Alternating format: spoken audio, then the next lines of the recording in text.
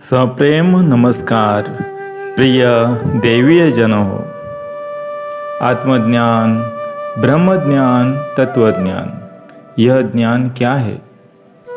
कौन सा ज्ञान जो हमारे मन को ज्ञात होता है? देखिए और जानिए। पिंड ब्रह्मांड से जो हमें ज्ञान, जैसे सगुण निर्गुण से जो ज्ञान हमें ज्ञात होता है, जी हाँ, हमारे 84 तत्वों को हमें जानना है। क्या है वह? क्या है कारण जो हमारे जन्म का, और क्या है कार्य हमारे जन्म का? ऐसे जो कार्य और कारण के रहस्यों को उजागर करे जो ज्ञान, क्या है वह? ब्रह्म ज्ञान जो ब्रह्मा जी के रचित ब्रह्मांड सृष्टि में ब्रह्मदेव कृत दिए गए ज्ञान, जी हाँ, जो ग्रंथों द्वारा लिपिबद्ध, जी, अगणित ऋषि मुनि द्वारा किया गया है और अगणित जीव आत्माओं द्वारा संग्रहित किया गया जो सगुण अवस्था में उपलब्ध ज्ञान, वही ब्रह्म ज्ञान है।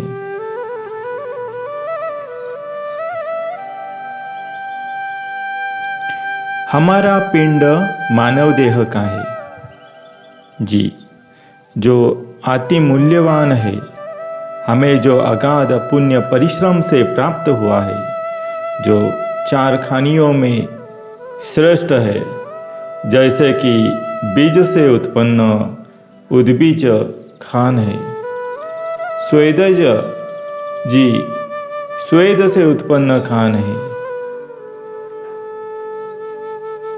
और अंडों से उत्पन्न जो अंडज खान है, और हमारी माँ के रज से उत्पन्न जा रज, जो कि सस्तन मतलब सस्तन वाले वो प्राणियों की खान है, जो हमारी जारज है। अगणित पुण्य संचय किए हुए मानव जीवों, आपका मानव जन्म आपको प्राप्त यह अति परम और अशब्दीय है। इस मानव नरदेह को अमर बनाओ, पर कैसे? यह प्रश्न है। जब तक हमें अपना ध्येय उद्दिष्ट, जो कि मानव जन्म का है, क्या है उसके बारे में आपको पता नहीं ना। वैसे तो पैसे, नौकरी, अपना कामकाज, यह तो हमारा संसार है, और प्रपंच जो अपना विषय, विकार, काम, क्रोध, इससे भरा हुआ है, क्या वह कैसे पार करना जरूरी है ना? क्या नहीं? उसी के लिए प्रपंच और परमार्थ और संसार, इनमें भेद है, और उसके उपरांत हमें जन्म, जो कि परम अर्थ है, उसकी मुक्ति और वह कैसे हासिल करना है, उसके लिए भी ज्ञान संग्रहित करना अति महत्व हुआ है, और हमें इसके बारे में तो जानना एक कुतूहल का विषय बन गया है। क्योंकि इस मायावी दुनिया के चलन, रहन, चाल के बारे में तो पता है, लेकिन परलोक के रहन, चलन, चाल के बारे में तो हमें ग्रंथों के शाश्वत आधार से ही जो ज्ञान प्राप्त हुआ है, उससे हम बहुत कोसों दूर जा चुके हैं। क्योंकि हमारा विश्वास पर प्रश्न चिन्ह है कि हमारे ग्रंथों पर हम कितना अध्ययन करते हैं। हमारे पिंड के अंदर एक शक्ति है जो सप्त चक्रों से, जो सुप्त रूप से जागृत नहीं है लेकिन सुप्त रूप से है। वह सप्त चक्र की शक्ति क्या है? उस तेजस्वी शक्ति को जगाना क्या जरूरी है? हमारे आत्मा जो परमात्मा का एक अंश है, जो हमारे पिंड में स्थित है, वह ब्रह्म, जो कि हर एक ब्रह्मा विष्णु महेश में स्थित है, वह परब्रह्म का एक पवित्र अंश हमें, जो कि आत्मा है, वही से ज्ञान, जो आत्मज्ञान कहलाएगा, वह हमें प्राप्त करना जरूरी है। जैसे कि गौतम बुद्ध, स्वामी विवेकानंद प्राप्त कर चुके वह आत्मज्ञान, सहस्रार चक्र भेद करके ब्रह्मांड के सूर्य नारायण में ओजस्वी तप से मार्गस्य होकर परब्रह्म में एक होकर कीर्ति तथा जन्म मरण के फेरों पर विजय प्राप्त कैसे हो और कैसे सलोकता, समीपता, स्वरूपता, सायुजता के उपरांत कैवल्य मुक्ति है, क्या आपको पता है?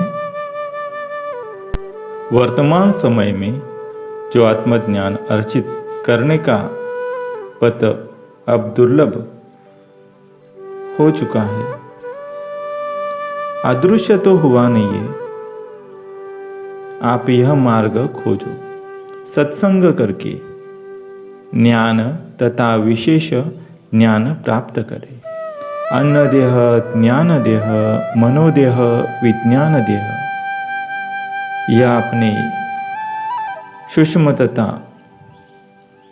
स्थूल देह है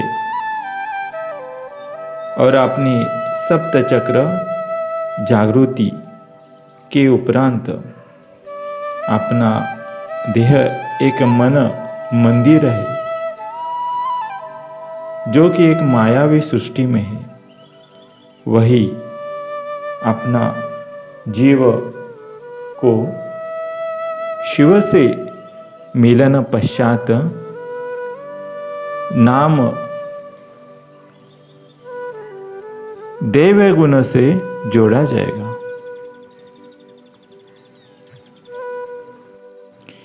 बिना तप किए हुए और तीन ताप से वही स्वर्ण को चमक मिलती है, वैसे ही भौतिक ताप, दैविक ताप, आध्यात्मिक ताप के अग्नि प्रथम सहनी ही पड़ेगी। यह तो जो सत्व गुण संपन्न जो जीव है उसी को परीक्षा है और संसार के दुख भोगे बिना और प्रपंच के परीक्षा में उतरे बिना आपको परमो दैवीय अर्थ, जो परमार्थ प्राप्त नहीं होगा।